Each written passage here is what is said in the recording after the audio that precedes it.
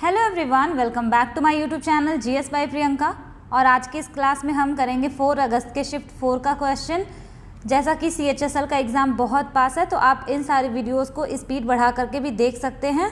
जो लोग इस चैनल पर नए हैं तो मैं उनको बता दूं कि हम लोग यहाँ पर जीके के सारे क्वेश्चन कर रहे हैं जो कि 2023 टियर 1 में पूछे गए थे शिफ्ट वाइज। तो आप प्लेलिस्ट में जाकर बाकी की वीडियोज़ भी देख सकते हैं। तो चलिए स्टार्ट करते हैं। Question number 1, Kumbh Mela and Sangam are famous in which state. So Kumbh Mela और संगम किस स्टेट में फेमस है। ये क्वेश्चन बहुत आसान था, यहाँ पे आप गेस करके भी कर सकते थे। बहुत इजी क्वेश्चन था। कुंभ मेला और ऑप्शन यहाँ पे केवल एक ही है, उत्तर प्रदेश। बाकी सारे जो भी स्टेट हैं वो नॉर्थ ईस्ट के हैं तो वहाँ पर नहीं होता, तो आप इसको याद रख सकते हैं। कुंभ मेला जो है 4 जगहों पर लगता है। कहाँ कहाँ पर लगता है? उज्जैन, नासिक, प्रयागराज और हरिद्वार। इन 4 जगहों पर जो है कुंभ मेला लगता है, तो आप इसको याद रखेंगे। ऑप्शन में दे देगा कौन सा जगह है या फिर नहीं है, तो आप ऐसे आंसर मार्क कर सकते हैं अगर आपको पता होगा तो। Next question, the unlawful activities prevention act which provides for more effective prevention of certain unlawful activities of individuals and association dealing with the terrorist activities was first put into effect in the India in the year। तो ये जो UAPA होता है इसका full form भी आप याद रखेंगे। UAPA पूछ रहा है कि इंडिया में कब लागू हुआ था, तो यहाँ पे राइट आंसर हो जाएगा ऑप्शन बी 1967 में। और इसमें कुछ अमेंडमेंट भी किया गया था 2019 में। तो यहाँ से वैसे ये तो नहीं पूछेगा अमेंडमेंट कब हुआ था, बट 2019 में कुछ अमेंडमेंट भी किया गया था इसमें। UAPA एक ऐसा एक्ट है, ये इन लोगों से डील करता है जो कि हमारे एनिमी कंट्रीज़ के साथ मिले हुए हों या फिर कोई टेररिस्ट ऑर्गेनाइजेशन से जुड़े हुए होते हैं, तो उनको जो है सज़ा सुनाने के लिए, उनको पनिशमेंट देने के लिए ये लॉ आया था। नेक्स्ट क्वेश्चन है, in the 11th century the army of which of the following cholas reached up to Ganga to invade Bengal. यहाँ पे पूछा जा रहा है चोल डायनेस्टी का कौन सा किंग है जो कि बंगाल को इन्वेट करने के लिए गंगा तक पहुँचे थे। राइट आंसर हो जाएगा ऑप्शन ए राजाधिराज 1। और अगर आपसे पूछे कि चोल डायनेस्टी जो है किसने इस्टेब्लिश की थी, तो यहाँ पे आप याद रखेंगे विजयालय चोल। कई बार पूछा गया है। नेक्स्ट क्वेश्चन है, which of the following is used in solar cookers. तो सोलर कुकर्स में क्या यूज़ करते हैं, तो राइट आंसर यहाँ पे था मिरर। मिरर इसलिए यूज़ करते हैं ताकि सारी जो सनलाइट है वो एक जगह पे फोकस हो सके, जिससे कि सोलर कुकर की हीट होल्डिंग कैपेसिटी बढ़ सके। Next question, according to census 2011 what is the percentage of the rural population of India. यानी कि जो गांव क्षेत्र में आबादी है भारत की वो कितनी थी 2011 सेंसस के हिसाब से, तो राइट आंसर यहाँ पे हो जाएगा 68.8%। Next question, article 51 of the Indian constitution came into effect from. तो आर्टिकल 51 जो है पूछ रहा है कि इफेक्ट में कब आया था, मतलब लागू कब हुआ था, तो राइट आंसर यहाँ पे हो जाएगा 3 जनवरी 1977। और अगर पूछे कि ये आर्टिकल 51 जो कि किससे रिलेटेड है, हमारा आर्टिकल 51 जो है वो फंडामेंटल ड्यूटीज़ से रिलेटेड है और इसको जोड़ा गया था 42nd कॉन्स्टिट्यूशनल अमेंडमेंट एक्ट 1976 के थ्रू।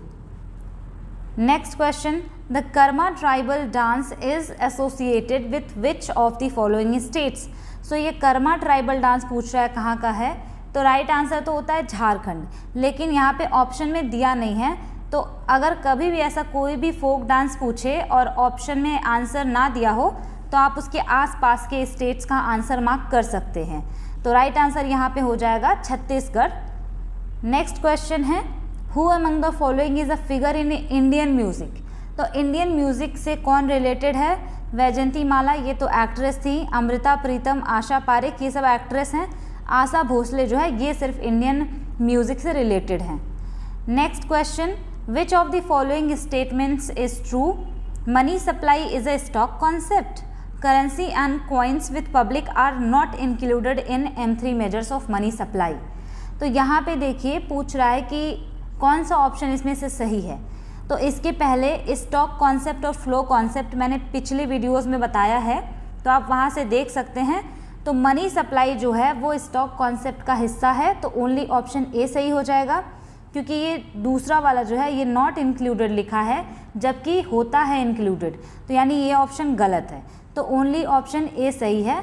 और ये जो M1, M2, M3 और M4 हम देखते हैं ना, तो ये होते हैं measures of money supply. Money supply को कंट्रोल करने के ये मेजर्स होते हैं। 1-2 दिन में मुझे अगर टाइम मिलेगा तो मैं इस पर भी वीडियो बना दूंगी, क्योंकि बहुत सारे क्वेश्चन इससे पूछे जा रहे हैं।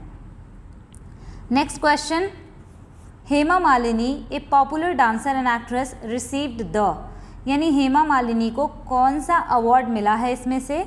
तो यहाँ पर आपका राइट आंसर हो जाएगा पद्मश्री इनको मिला था, 2000 में इनको मिला था पद्मश्री। और अगर पूछे कि पद्म विभूषण जो है हमारा, ये अवार्ड स्टार्ट हुआ था 1954 से, यहाँ से ये भी आप याद रखेंगे। नेक्स्ट क्वेश्चन है, what kind of smell do asters have? Asters की स्मेल कैसी होती है? तो राइट आंसर यहाँ पे हो जाएगा स्वीट स्मेल लाइक फ्रूट्स।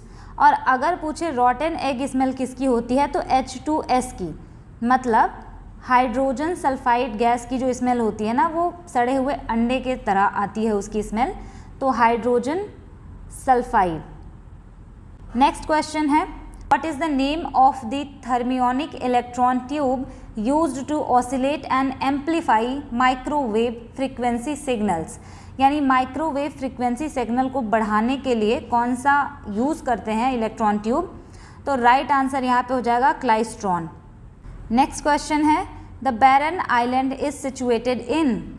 तो ये बहुत फेमस क्वेश्चन है, बार बार पूछा जाता है, तो आप इसको एकदम रट लीजिएगा। बैरन आइलैंड जो है वो अंडमान सी में है। नेक्स्ट क्वेश्चन है, at the time of independence of India the industrial sector was confined to? जब इंडिया आज़ाद हुआ था तो उस टाइम पे इंडस्ट्रियल सेक्टर यानी औद्योगिक क्षेत्र जो है वो कहाँ तक सीमित था? तो राइट आंसर यहाँ पे हो जाएगा कॉटन, टेक्सटाइल और जूट इंडस्ट्री तक केवल सीमित था। नेक्स्ट क्वेश्चन है, NDP at factor cost plus net factor income from abroad is equal to? तो ये एक फॉर्मूला है जो कि नेशनल इनकम कैलकुलेट करने के लिए यूज़ किया जाता है। अगर आप net domestic product at factor cost में net factor income from abroad जोड़ देते हैं तो आपको मिलेगा net national product at factor cost. देखिए, नेशनल इनकम की बहुत लंबी वीडियो बन सकती है और उसके लिए भी मैं अलग से वीडियो लेकर आऊँगी, क्योंकि हमारा जो नेशनल इनकम है ना, उसको मेजर करने के लिए 8 एग्रीगेट्स होते हैं। तो आप चैनल को सब्सक्राइब कर लीजिएगा, क्योंकि बहुत सारे कीवर्ड्स ऐसे हैं ना जो बहुत इंपॉर्टेंट होते हैं, छोटे छोटे टॉपिक होते हैं, तो उन सब का वीडियोज़ मैं बाद में लेकर के आऊँगी, तो आपको काफ़ी हेल्प होगी। Next question, who was appointed as the new chief executive officer of NITI Aayog in 2023? तो ये करंट अफेयर्स का क्वेश्चन था, आप इसको स्किप भी कर सकते हैं। और ये भी करंट अफेयर्स का क्वेश्चन था, विच of the following teams won the Ranji trophy 2022 और 2023? तो राइट आंसर यहाँ पे हो जाएगा सौराष्ट्र। नेक्स्ट शिफ्ट से मैं करंट अफेयर्स के क्वेश्चन को नहीं लेकर के आऊँगी, क्योंकि इसको करने से कोई फ़ायदा भी नहीं है। नेक्स्ट क्वेश्चन है, which of the following crops is classified as fine grain? So fine grain में कौन सा क्रॉप जो है क्लासिफाइड किया गया है? तो राइट आंसर यहाँ पे हो जाएगा वीट। जानवरों को खिलाने से ज़्यादा ये ह्यूमन कंजम्पशन के लिए यूज़ होते हैं फाइन ग्रेन क्रॉप्स, तो राइट आंसर यहाँ पे हो जाएगा वीट। और यहाँ से आप याद रखेंगे कि बाजरा को हम बोलते हैं पर्ल मिलेट, बाजरा को हम पर्ल मिलेट बोलते हैं, इसको भी आप याद रखेंगे। और यहाँ से आप एक चीज़ और याद रख सकते हैं, रागी को हम बोलते हैं फिंगर मिलेट। नेक्स्ट क्वेश्चन है, who among the following Peshwas signed the treaty of Bassein with the British East India company? तो ये भी रिपीटेडली कई बार पूछा गया है और ये पहले वाले शिफ्टों में मैंने डिटेल में कराया है। तो ट्रीटी ऑफ बसेन पूछ रहा है कि कौन से पेशवा ने ब्रिटिश ईस्ट इंडिया कंपनी के साथ में साइन की थी? तो राइट आंसर यहाँ पर हो जाएगा बाजीराव सेकंड। और अगर पूछे कि ये कब साइन हुआ था, जो कि पूछा हुआ क्वेश्चन है और ये सीजीएल में भी पूछा गया था, शिफ्ट का नाम तो मुझे नहीं पता बट पूछा गया था, तो 1802 में जो है ये ट्रीटी साइन हुई थी। नेक्स्ट क्वेश्चन है, it is possible to derive the value of GDP of a country which function of money is applicable here? तो जब भी हम कंट्री की जीडीपी की वैल्यू नापते हैं या डेराइव करते हैं तो उसमें मनी का कौन सा फंक्शन यहाँ पे लागू होता है। तो राइट आंसर यहाँ पे हो जाएगा यूनिट ऑफ अकाउंट फंक्शन। तो यहाँ से आप याद रखेंगे जब भी हम कंट्री की जीडीपी को कैलकुलेट करते हैं तो यहाँ पे unit of account function of money applicable होता है। नेक्स्ट क्वेश्चन है, in which year were the first Olympic games held. पहले ओलंपिक गेम्स कब हुए थे। तो राइट आंसर यहाँ पे हो जाएगा 1896। और जब ये पहला ओलंपिक गेम हुआ था तो 14 कंट्रीज़ के लोगों ने इसमें पार्टिसिपेट किया था। Next question, which of the given statements is are correct with respect to NAFED। तो पहले आप जान लीजिए कि NAFED का मतलब क्या होता है। तो इसका फुल फॉर्म होता है national agriculture cooperative marketing federation of India limited. तो NAFED का फुल फॉर्म होता है national agricultural cooperative marketing federation of India limited.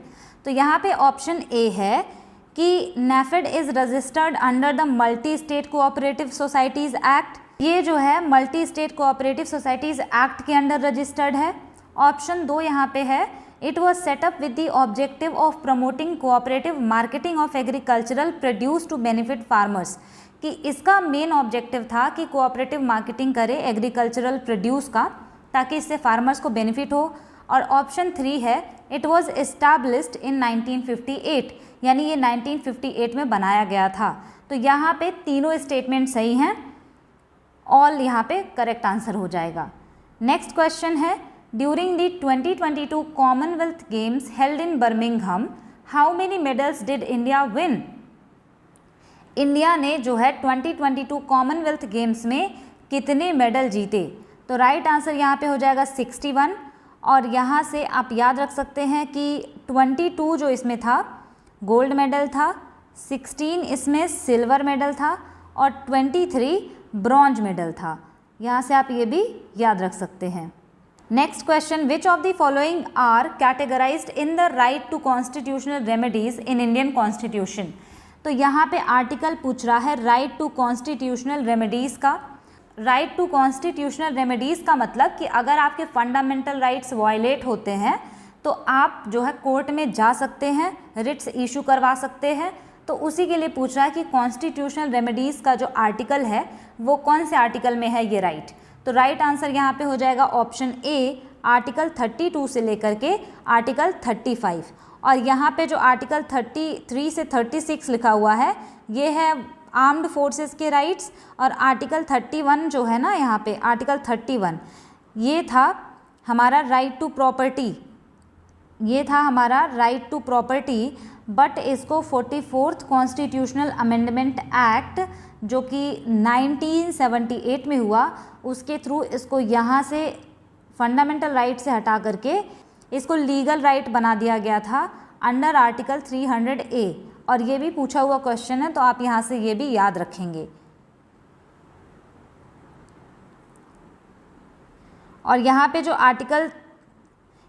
Article 34 है ये बात करता है कि फंडामेंटल राइट्स पे थोड़े बहुत रिस्ट्रिक्शंस लगाए जा सकते हैं इमरजेंसी के टाइम।